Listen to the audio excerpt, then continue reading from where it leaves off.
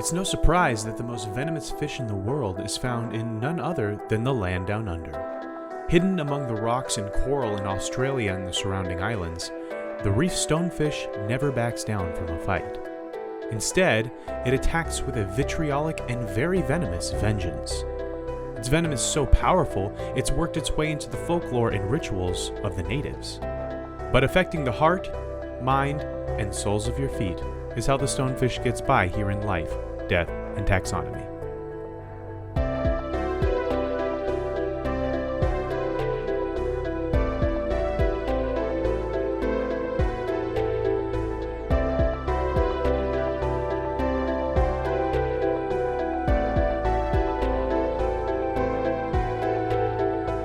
Welcome back to Life, Death, and Taxonomy. It's your 30 minutes of interesting animal information. I'm Joe. And I'm Carlos.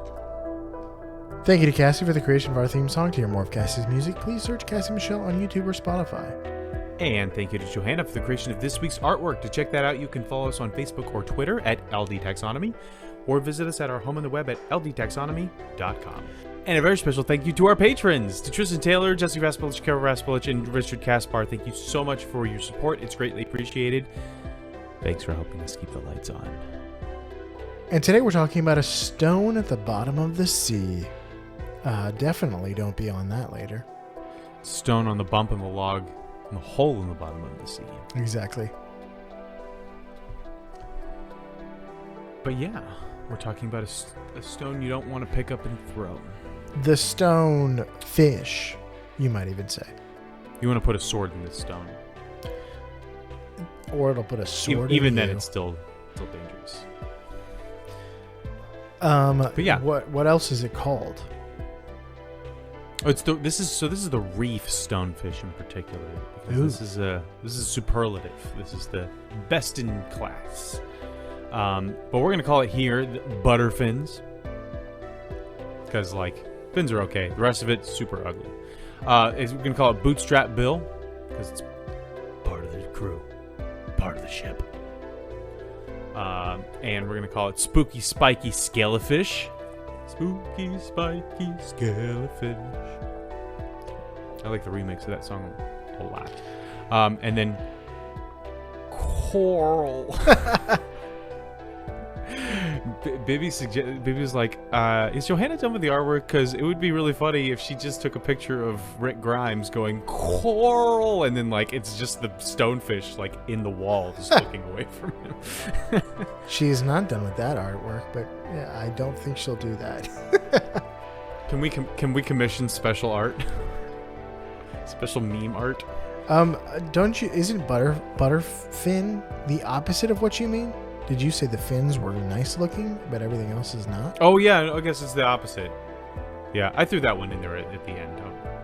We can throw that one. I do have three. Yes. Okay.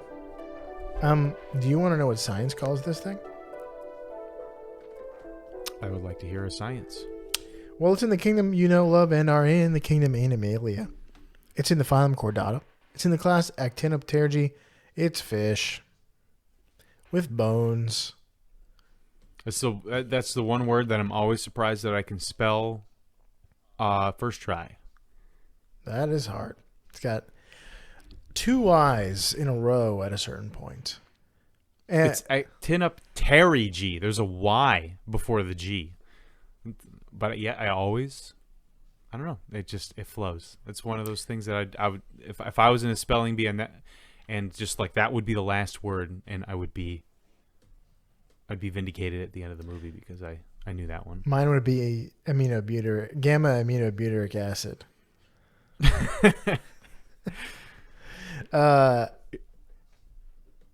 The order is Scorpeniformes.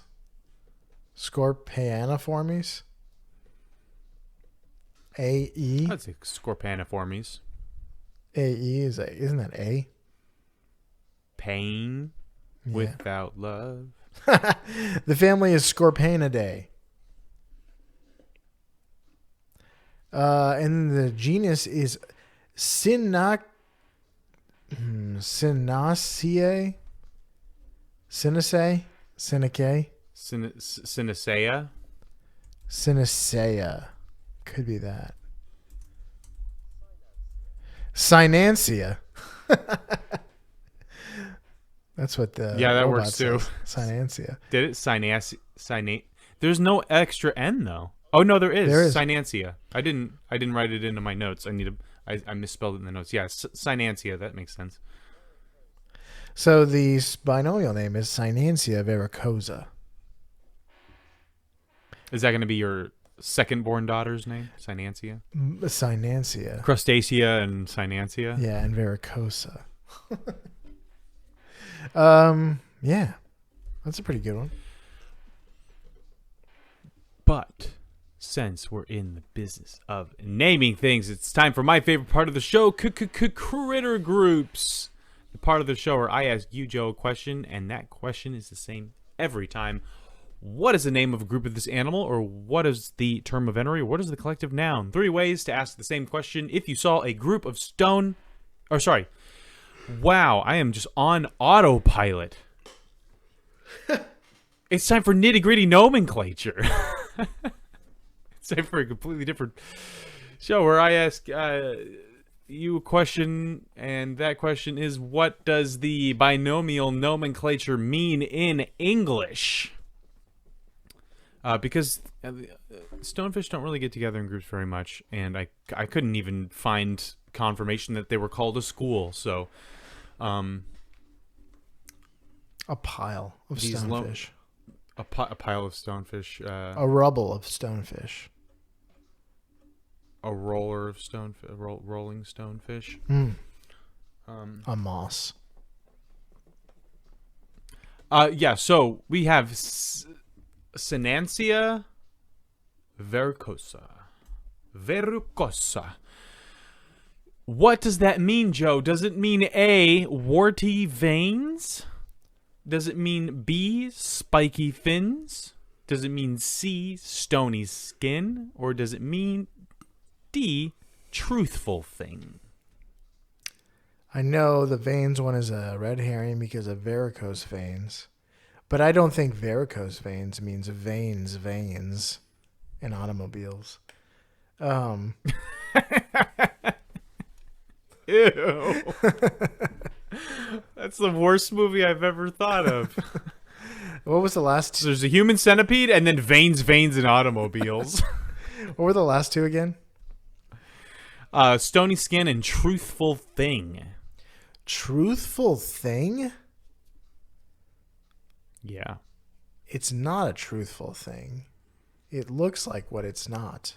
And what it's not is a stone. Truthful thing, you said? Yes. I'm going to go with truthful thing. Final answer. That is incorrect. The answer is warty veins. What? So varicose veins means veins? It's because it's Latin or Greek. It's the opposite. So actually, varicosa means covered in warts. And then Gross. Synancia must mean veins. Anyway, I was going to say warty veins. Vein warts sounds like the worst magical school.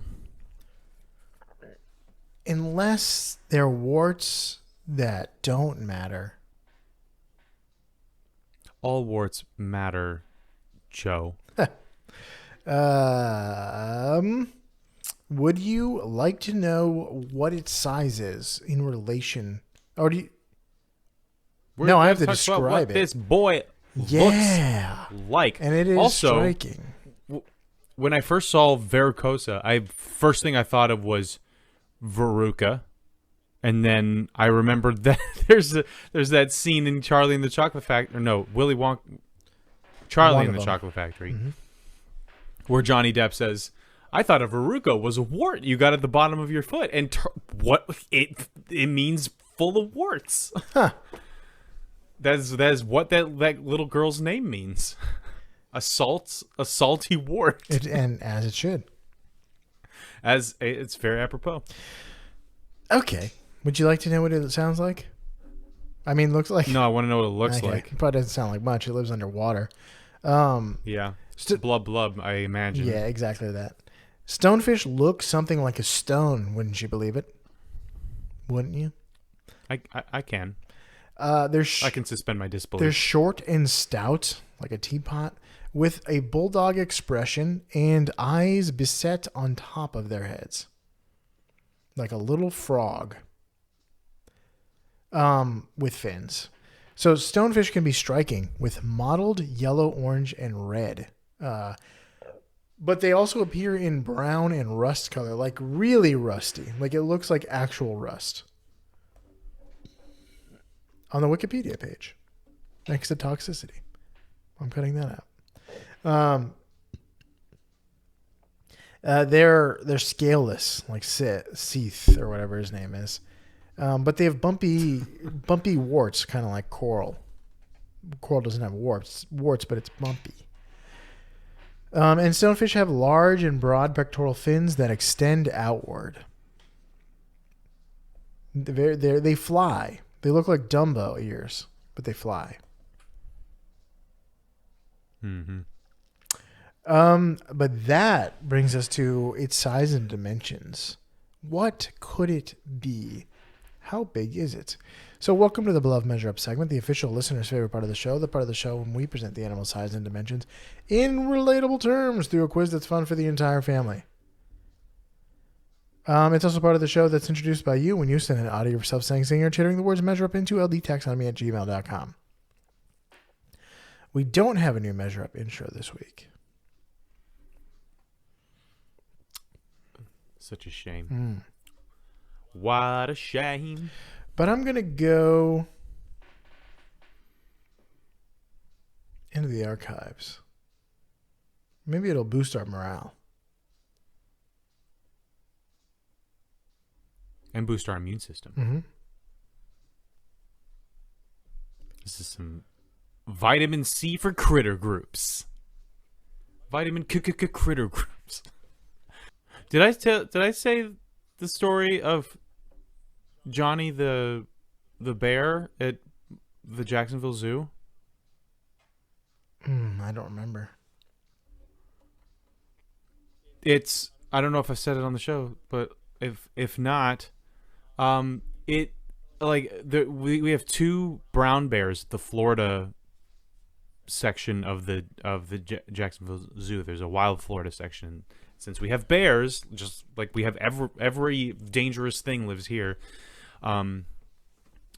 they have had two brown bears because one of them, named Johnny, got out of the enclosure on the zookeeper side, not the visitor side, and attacked one of the zookeepers, and the lethal team had to take him down, and that was like 2 weeks ago. Wow, or 2 or 3 weeks ago.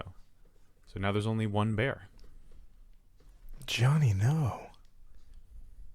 Justice for Johnny. Because the problem was that it was just all work and no play. I made him a Johnny dull boy.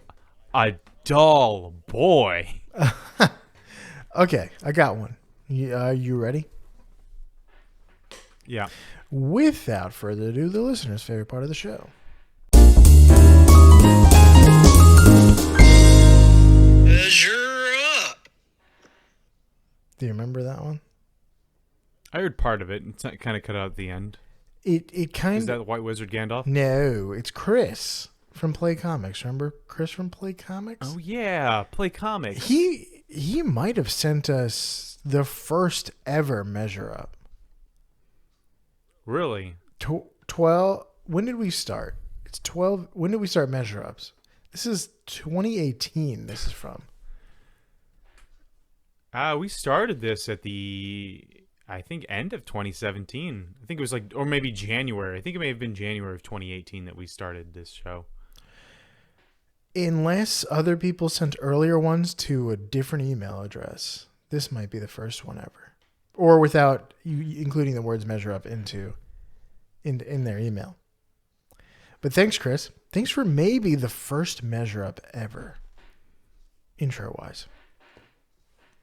Those are the good old days. Yeah, we did measure up I mean, a little differently for a while. Like, yeah, it wasn't a quiz, and then we made it a quiz, and then we made it like the part of the show that's introduced by you. So there was some episodes of Measure Up before even the first intro. It's evolved. Mm. As the show has, as it should. Yeah. Okay, let's talk about length. How long is it? It's about 40 centimeters or 16 inches. That's the upper end of average. I saw like 20 something centimeters, being 27 maybe being more typical. But upper end of average, 16 inches, a little over a foot. How many stonefish go into a sarsia or sarisi? A sarissa, a sarissa. Spelled like Marissa with an S at the beginning. Is that a kind of sultan? No. Is that a South Asian ruler? It's a kind of a build off sarissa? of our last episode. It's a type of weapon. Here's a hint.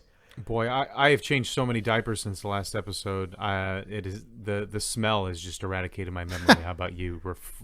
Literally freshen it up, refresh my memory. I haven't changed even a single diaper. So here's a hint. A sarissa. It's who do you look like? Sarissa. Who's that? Me. Something. It's a TikTok. Here's a hint. A sarissa is a pike, excuse me, that was first introduced by Philip II of Macedonia in the 300s BC. It was an important introduction to the phalanx formation that was used in Macedonia.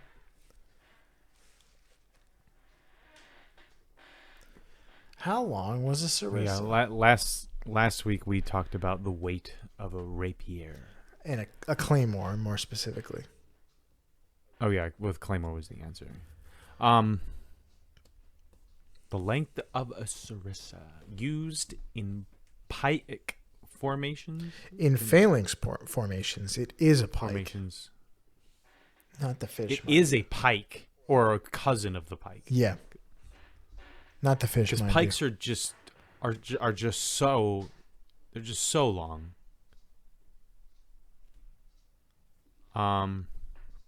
Wow, I'd say a pike is probably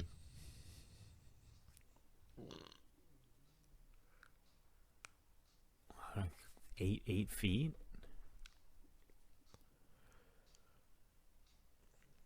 Maybe even longer. But I'm gonna go with 8 feet. So I'm gonna say 6. 6 stonefish. 6 stone. Final answer? Not in weight, but in length. Yes. The correct answer is 15 stonefish. What? The sarissa was 20 feet long. Oh boy! 6 yeah, meters. I knew they were long. I didn't think they were that long. That's quite long. I guess if you're trying to skewer horses, you want that to happen as far away from you as possible. True. If you're making a horse kebab, I can't imagine like picking something like that up at one end and expecting it to just do whatever you want it to do on the other end, 20 feet away. I'm sure you're not getting the full length out of it. That's for sure. You're somewhere closer to the middle. Or I think, if I remember right, like pikes, they would dig into the ground when they were in like a static formation. It would just kind of be a mobile spike that came out. But hey, when the Rohirrim are charging down the hill to Helm's Deep, you got to have something to stab those horses with. Yeah. If you don't have anything to stab horses with, what are you doing in battle? Not stabbing horses. Yeah, it's too true. Too true these days. That's like half the battle. Stabbing horses is half the battle. The other half is stabbing people. Once you've stabbed all the horses, like most of the hard work is done. Yeah. I would say. Let's have a Jeopardy style question. So they're 40 meters or 131 feet. How many Oops. Wait. 1 second. I forgot to make this a Jeopardy style question. So around 136 stonefish, living depths. Sorry. I'm telling you the depth that they live at. 40 meters, 131 feet.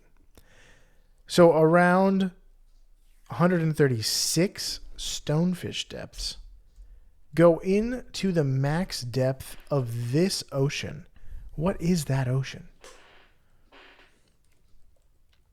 5,400 feet. The max depth of this ocean. 5,400 feet. You mean 5,400 meters? You say 40 meters? Yeah. Or feet. Okay, yes. 131 yes, meters. feet.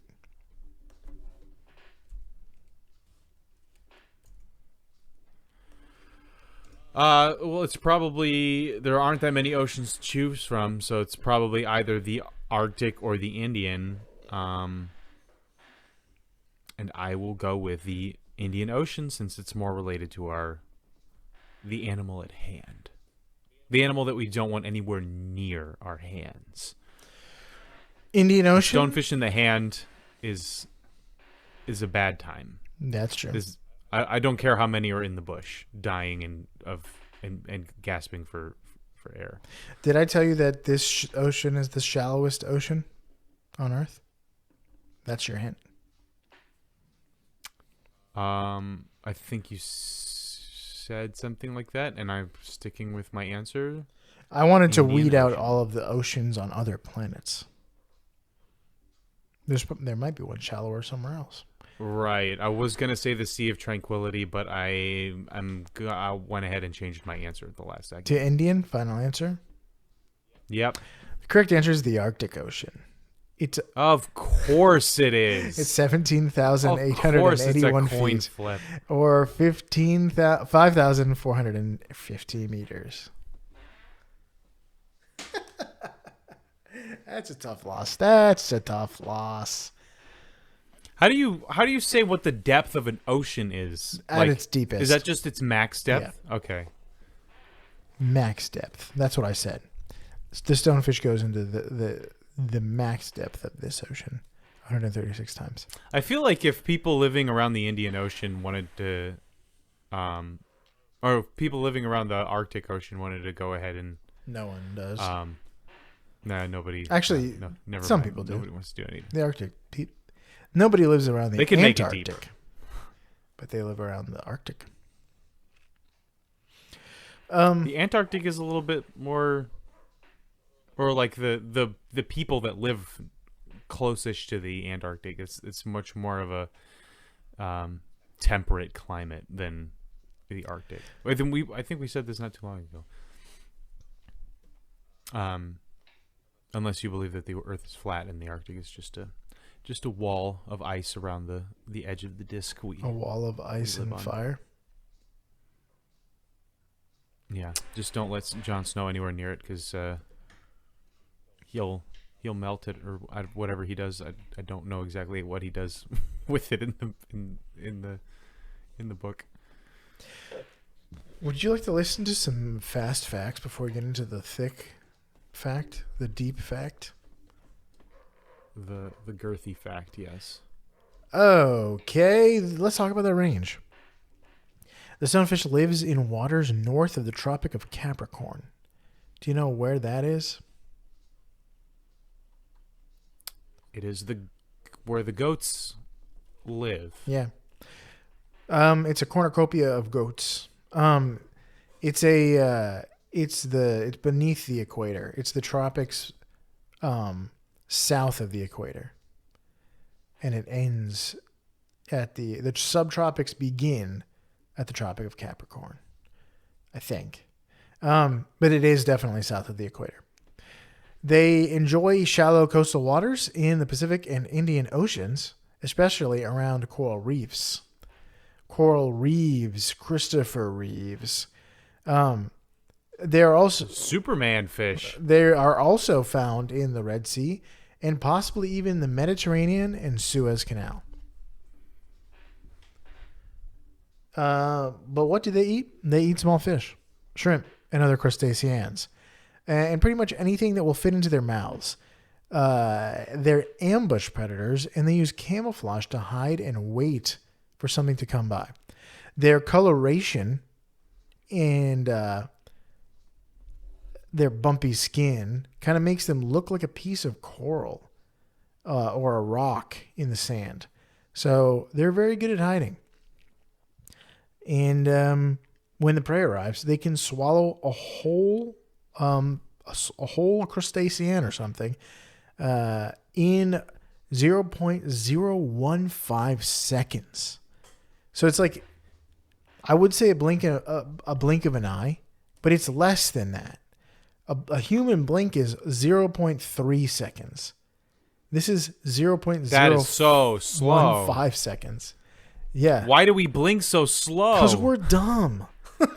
We're so dumb. Blink faster. Stop slow blinking. Blink. You gotta blink. We're missing so much. We're missing so many stonefish kills. Yeah. Because we're too busy blinking. You really could miss it. You could miss several stonefish. Several. Several. Two? Just two? Well, you said 0.15 0.0 seconds, and our blinks take 0.3. Oh, okay, yeah. No, we could miss 20, right? they could snap up 20 things in the time it takes us to blink. That's not the case, but yeah, not exactly. I don't think they do it back to back. They can't string them together like but that. Maybe it's a one and done situation. Maybe 20 stonefish in a row could like synchronize so that they go one after another. And like that those speed gunslingers that like they can shoot two things, but it looks like just one happened because it happens faster than like you can really register the frames, life frames. Yeah. So, yeah, that's all I got. Do you have anything interesting about it? Or should we just end the episode here? Option B. Okay. Bye, everybody. No, we're going to go into the major fact, and I'm calling it point taken. That's pretty good. The stonefish... The stonefish isn't man, I messed this up. I feel like I need to restart it. The stoner fish isn't pushing the kind stuff to your kids. What the? They're deadly, and it's high times we took note of it. This is why I don't write jokes. Did you say high times? Down. It doesn't work. Because when I was writing these notes, I was just thinking of stoner fish. And then I didn't say it. It's even grammarly underlined it because it's incorrect. Anyway. This fish deals with drugs, but they're deadly. Yeah. Like drugs can be. It actually takes the cake as the most venomous fish in the world. And potentially the most dangerous fish in the world due to its habits. Although I would probably say like bull shark or something like that, and not as a euphemism, but as I just realized that sounded terrible. I call bull shark on that. Did not mean that to come out like that, but I would say the bull shark is probably the most dangerous. But so the way that the stonefish works is that it doesn't swim away when it's threatened. It does all this camouflaging into the rocks, into the coral and the sand and all that stuff. But when it's threatened, it'll just jut out up to 14 needle-sharp spikes that are attached to specialized glands filled with the deadliest toxin known to fish kind, called the verrucotoxin, the wart toxin, or covered in warts toxin. Disgusting. That's disgusting. This Han Solo, you're a dead man. These spikes are so sharp they can even get you through the sole of your boot. You stand no chance if you step on these boys. You got to be wearing like medieval armor while you're holding your sarissa. Hit it with the sarissa. If you're clad head to toe in medieval armor and you step on one of these bad boys, you'll probably be fine, but then you will drown. So, it's kind of like a give and take in situations like that, I suppose. The toxin itself is a mix of enzymes and proteins, and I think it's been a while since we've talked about how to measure toxicity, so I will explain it again. It has toxicity is measured using a metric called LD50, which is lethal dose 50%, basically. The amount of a toxin needed to kill 50% of a population of mice. That is... I feel like there should be a better way, a better, metric to use for this, but... just make a scale. Make a Scoville scale, like the capsaicin. But, nope, we're going with this. And it varies really widely, too. So for this toxin, the verrucotoxin, it gets down to as low as 38 UG/kg, which is micrograms per kilogram. So you just need 38 micrograms for every kilogram of mass to kill 50% of a group of mice. A microgram is about the size or the weight of a grain of table salt. So not a grain of rice, a grain of salt, very fine salt. As a reference, a king cobra has an LD50. Their venom has an LD50 of 282. So this is 38. Many, many times more deadly than the king cobra venom. It's far from the most deadly, though. The most deadly is the poison dart frog in the world, of all animals. And that's 2 micrograms per kilogram, the LD50. So, significantly, what is that,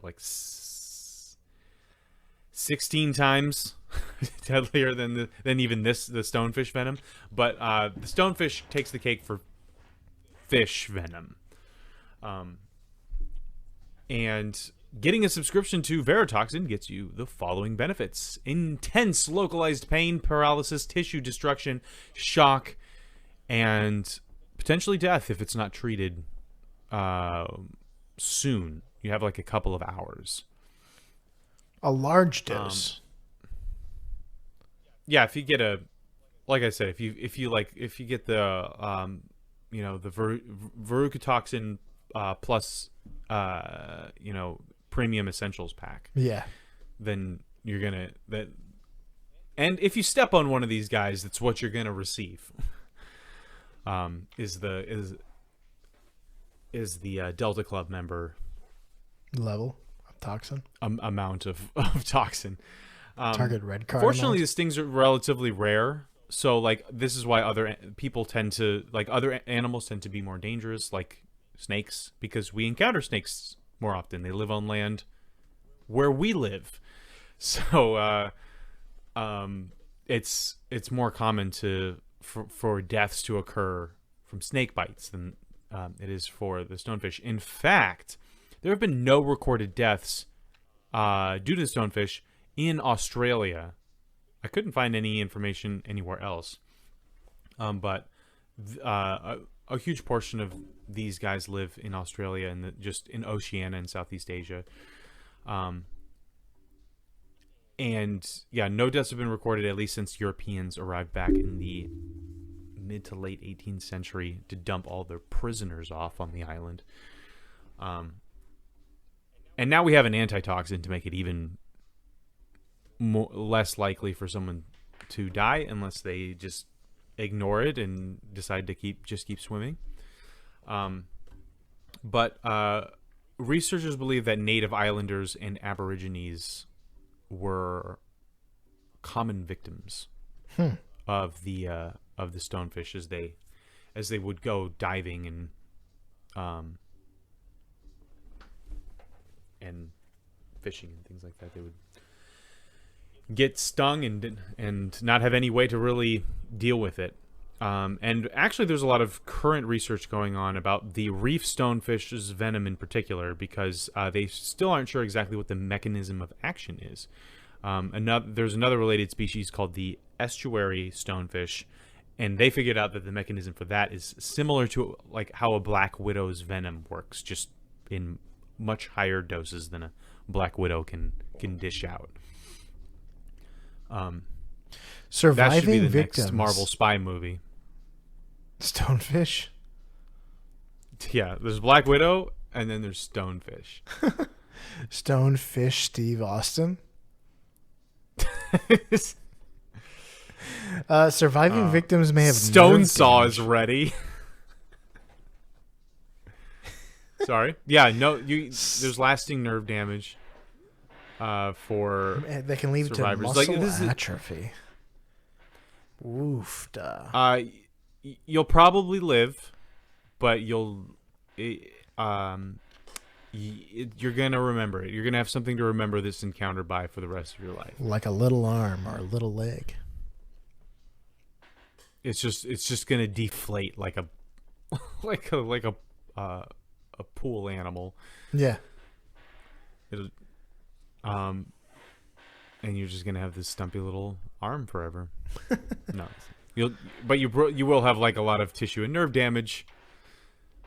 So don't touch the rocks if you're scuba diving or snorkeling in these areas.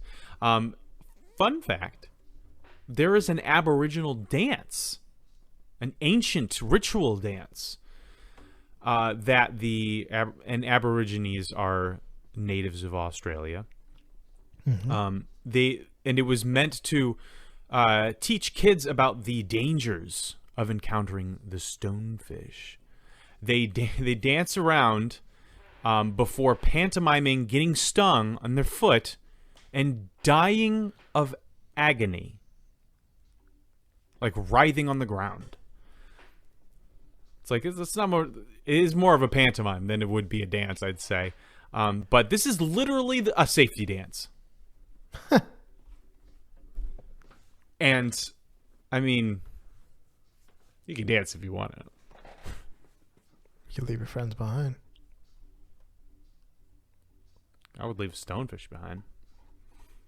But if your friend has been stung by a stonefish, don't leave him behind, because then they're not going to dance.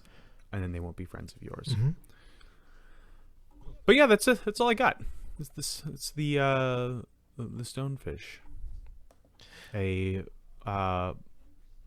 big Jabba a Jabba the Hutt looking ball of hyper venomous spikes that you will have a very hard time seeing among the coral. That's pretty terrifying. It is. Definitely don't go stomping around where it lives.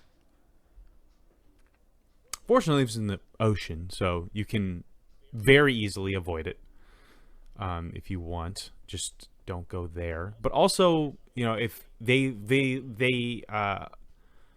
hide attached to rocks and coral and things like that, and you're not supposed to be touching that stuff anyway when you're snorkeling and scuba diving. So you should be good to go. What's worse is like lionfish. They're a lot less venomous, but they're just swimming around in the open water where you can encounter them or they can attack you. So I would rather swim in an area that had stonefish attached to the stones than one that had lionfish. if I wanted to avoid getting stung by something. But we're in Florida, and like I said, we have all of the dangerous things here. So we have lionfish as well. And we have mountain lions. Mm-hmm. So we have land lions and ocean. we don't have sea lions. You got anything else? That's all I got. All right. That was the stonefish for you out there. The reef stonefish for you out there in Podcastia. Find a good hiding spot. Cozy up on the seafloor. And if someone tries to step on you, give their foot the business, like the stonefish here in Life, Death, and Taxonomy.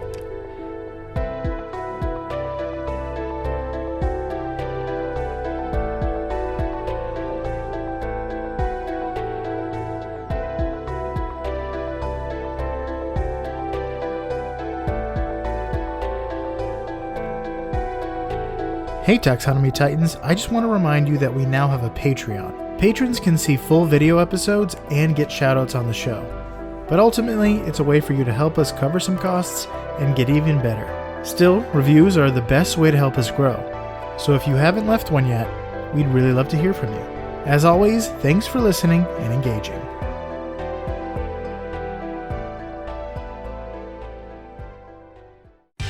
Life, Death, and Taxonomy is my favorite in the world podcast. Well, Foot, I think we're going to go with your package. We liked what you were putting forward. We think it's affordable, and we're looking forward to doing business with you.